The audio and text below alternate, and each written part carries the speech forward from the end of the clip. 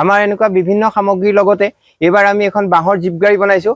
এখনৰ আইডিয়াটো এনেকৈ আহিলে যে যোৰহাট চিনামৰা মহাবিদ্যালয়ৰ অধ্যক্ষ ছাৰ আমাৰ ঘৰলৈ আহিছিলে।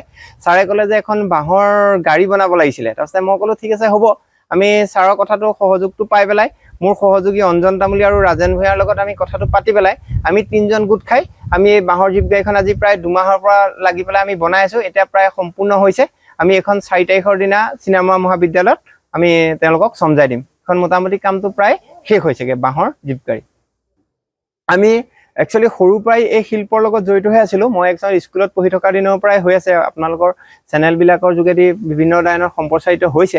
কিন্তু এতিয়া আমি বিভিন্ন সামগ্ৰী যেনেকৈ বাঁহৰ টিভি, বাঁহৰ মিউজিক ছিষ্টেম, বাঁহৰ কাপ, বাঁহৰ ট্ৰে, বাঁহৰ বিভিন্ন ধৰণৰ লেম্প ছেট বা এনেকুৱা বিভিন্ন ধৰণৰ সামগ্ৰী আমি আমাৰ পাঞ্চজনক কুটিৰ উদ্যোগৰ যোগেদি আমি বনাই আছোঁ। লগতে আমি সমান্তৰালভাৱে পানী মেটেকাৰো বস্তু বনাই আছোঁ।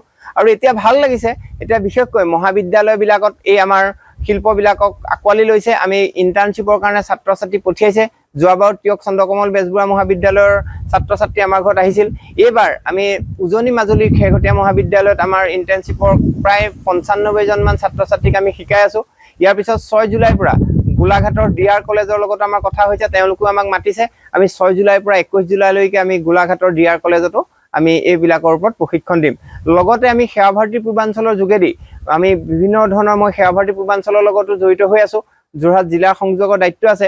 ইয়াৰ লগতে আমি অসমৰ বিভিন্ন জিলাত আমি এনেকুৱা হস্তকলাৰ প্ৰশিক্ষণ দি পেলাই আমি বহুত মানুহক আমি আমাৰ লগত জড়িত কৰি তেওঁলোকো স্বাৱলম্বী হৈছে। যিকোনো খবৰৰ বাবে যোগাযোগ কৰক আমাৰ এই নম্বৰত 9181 307 221।